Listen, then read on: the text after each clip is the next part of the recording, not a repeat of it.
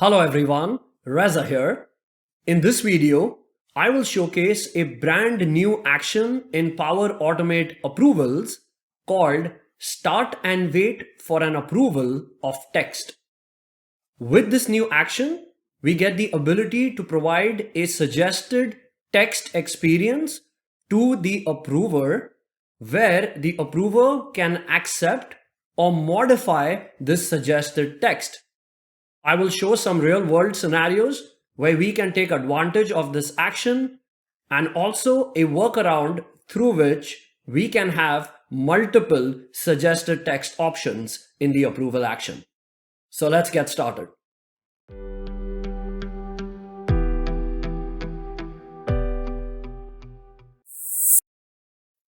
For the approvals connector in Power Automate, we now have a new action called Start and Wait for an Approval of Text. With this new action, we get the ability to create an approval task that we can assign to users or groups, provide details about the approval, and even link to an item. But what's new here is the ability to create suggested text that the approver can approve or modify. For the suggested text, I have put Microsoft Flow as an example. If I was to test this flow, the flow triggers and starts and waits for an approval of text. Reza was assigned the approval task. So in the Approvals tab for Power Automate, I receive a new approval task that I can approve or reject. And here, apart from approval overview and details, we have a new section here called text.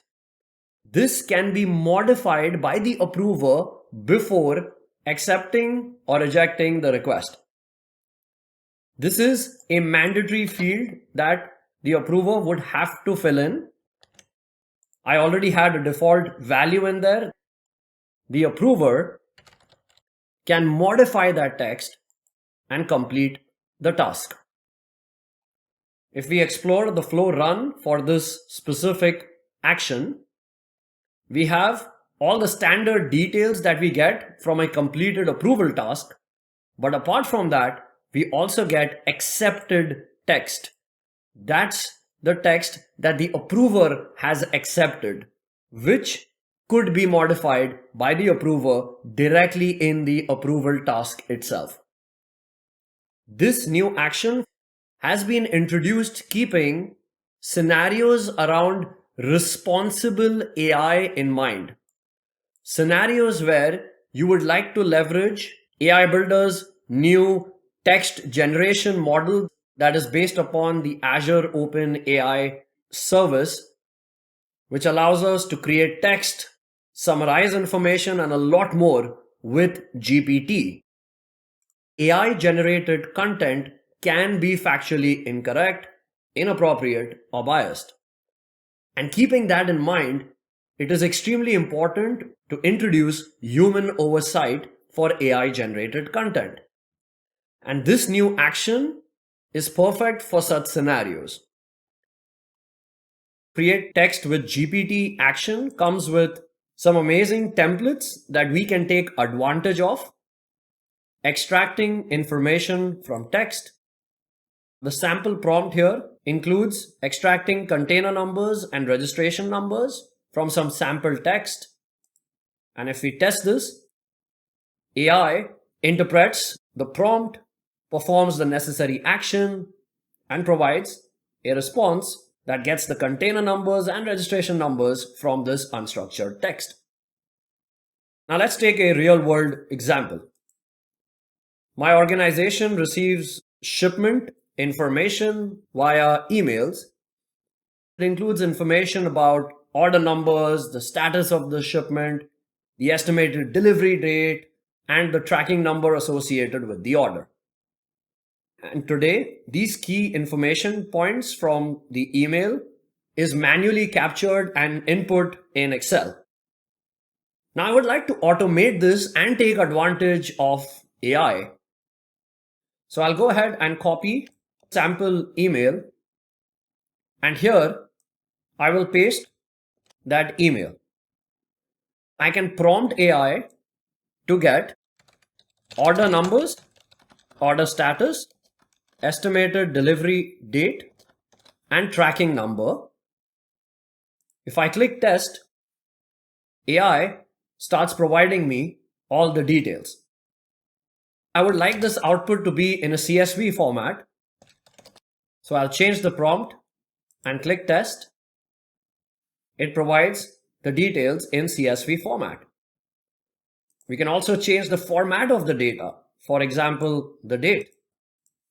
Updated the prompt. I'll click test. AI starts extracting the details. So let's create an automated cloud flow that triggers when a new email arrives in my mailbox. I will give my flow a name, click create. For the flow trigger, I'll go to show advanced options. The emails that I receive, the subject always includes Contoso shipment. So I would like to trigger the flow for emails where the subject includes Contoso shipment. I'll add a new step in my flow and call the action create text with GPT. The prompt, I already have my prompt ready. I will copy and paste, and the text that is hard-coded, I will remove that, and here I would like to place the body of the email. Now the body of the email will be returned in HTML format, but I want to pass plain text. So I will add a new step and use the HTML to text content conversion action. The content would be the body of the email. And now for create text with GPT, in the prompt, in between start of text and end of text tokens, I will place the plain text content. So this action will output an AI generated response that can have mistakes. So I would like to add human oversight here. Basically, I would like to leverage the start and wait for an approval of text action here, which gives the approver the opportunity to review the AI generated content and at the same time also modify it if needed. The title, I will put the subject of the email. Suggested text would be text, which is generated text from the create text with GPT action. I will assign this to my approver. In this case, I'll pick Reza. And in the details for this approval, I will pick the body of the email in plain text. That will allow the approver to see the actual content of the email and also the AI generated content. Now, once the approval decision is taken, I need to add a condition to check the outcome of the approval. So if the approver says approve, only then I would like to create a CSV file. I will add an action. Here I can create the file in OneDrive or SharePoint. For this demo, I will pick OneDrive for Business. The path in the root for OneDrive for Business, I have a folder created called shipment information. So I will select this. The name of the file, I'll pick the subject of the email, .csv, and the dynamic content here is accepted text. That's the text that the approver has accepted. So I will select this. I will click save. My flow is saved and listening to any new email that arrives in my mailbox that includes the subject. So I have just received an email that has that specific subject. Once the flow triggers, it will call the AI action to generate the CSV output. And now I am waiting for the approval action. Now this action can be taken from the approval center, or I can directly respond to it from my email.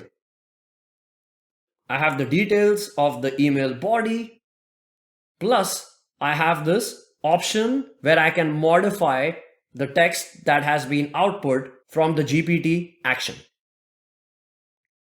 I can make changes if need be, and I can either approve or reject. In this case, I'll go ahead and approve it and submit my response. Once the response is received, Flow will check the response. If it's approved, then it will go and create a file in my OneDrive. And if I go to the shipment information folder in my OneDrive, here is the CSV file that has all the data that is extracted. I have a flow that triggers when a new item is created in a SharePoint list. This list tracks sales discount requests. And to track the details of the approval, I added a simple choice column called approval status that has 3 values. And I added an approval comments column, which is of type multi-line of text. And both these columns are hidden from the form experience so that when users make the request, they don't see the options to update those columns. The flow is listening to an item created in this list. Immediately, I begin the approval process, and I'm leveraging start and wait for an approval of text, where the suggested text is the discount rate. The task here is assigned to Reza, who is the approver. Then I check the outcome of the approval. If it's approved, I am updating the status of the approval to approved, else rejected.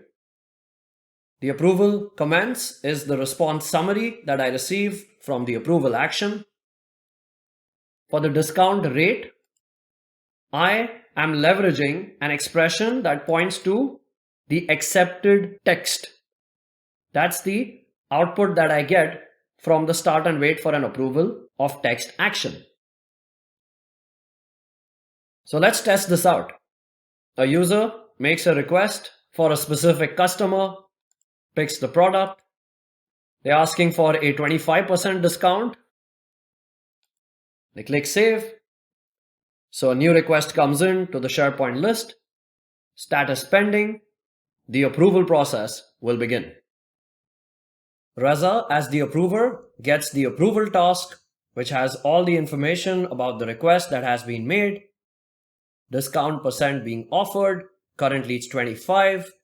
Reza can accept this, or Reza can change this, then approve or reject. Reza puts in the comments and submits the response.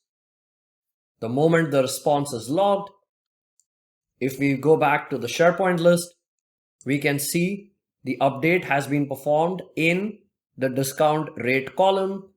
It's been approved. And here is a summary of the approval response. For this approval action, we would want to have multiple suggested texts. Now this action only allows one property, that is the suggested text. And the way approvals works behind the scenes is if you go to tables in Dataverse, and if I go to all and search for approval, there is an approval table. That's where the details of an approval request that comes in are maintained. Now in this table that I am sorting based on my latest approvals that are created, if I click on show more, there is a new column called additional fields that has been added as part of this approval table.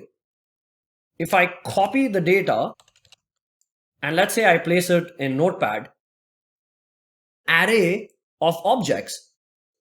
There is a property called ID, there's a title, there's a description, and then there is the actual content that you're posting to the approver. So can this be updated to have multiple options? 2, 3, and so forth. Now, in order for me to do this, I will have to update the additional fields column for the row in the approval table that matches the new approval that I have just created. So here, I will use a different technique. I will insert a new action, create an approval action. This action only creates an approval but does not wait for a response. So I will pick first to respond. I'll put the title of my approval, assign the task to Reza, put the details of the approval. So in the next step, I will add an action to update a row in Microsoft Dataverse. The table would be my approvals table. The row ID would be the approval ID from the create an approval action. And in here, I have additional fields. This is where I can plug in this JSON. So I'll go ahead and paste it in here. I want the approver to have two options, one for discount, one for effective date. ID for the first one, I'll call it discount.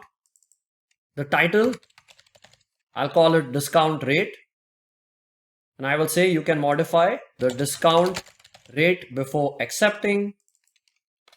The content, I will pick the discount dynamic content coming from my trigger action.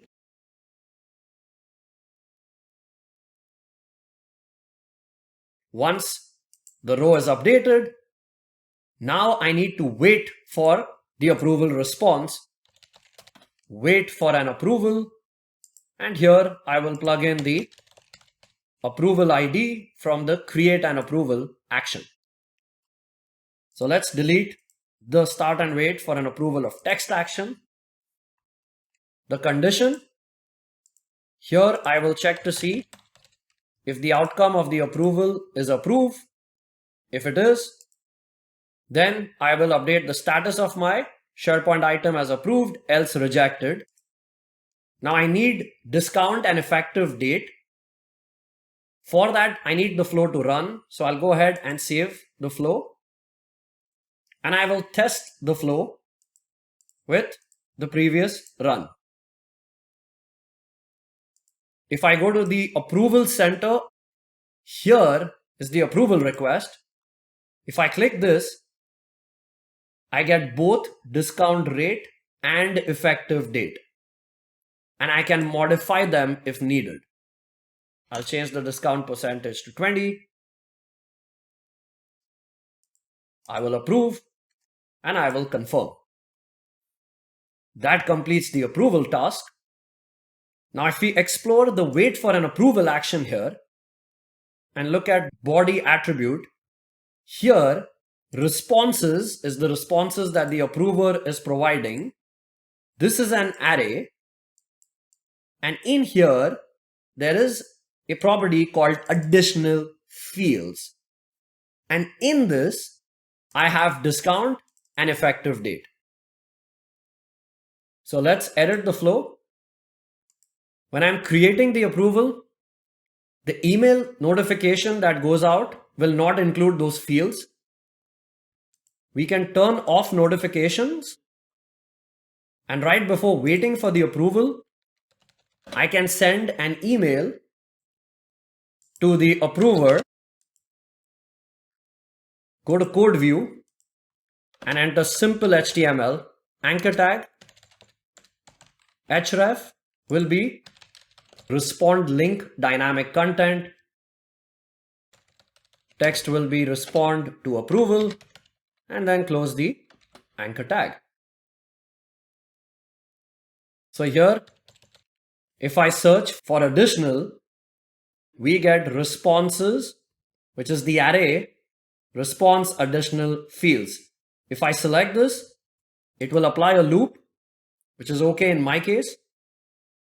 I will copy this dynamic content, delete it, go to expression, paste it, begin from items all the way till additional fields, remove the curly brace at the end, question mark, square brackets in single quotes, the exact ID, which was discount. This will give me the value.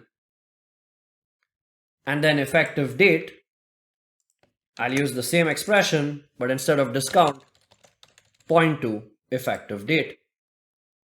That completes my flow. I'll save. Let's create another item. 10% discount, effective date, 26th of July, save. New request comes in, the flow should trigger. Send Reza an email that has all the details. There's a link to respond to approval.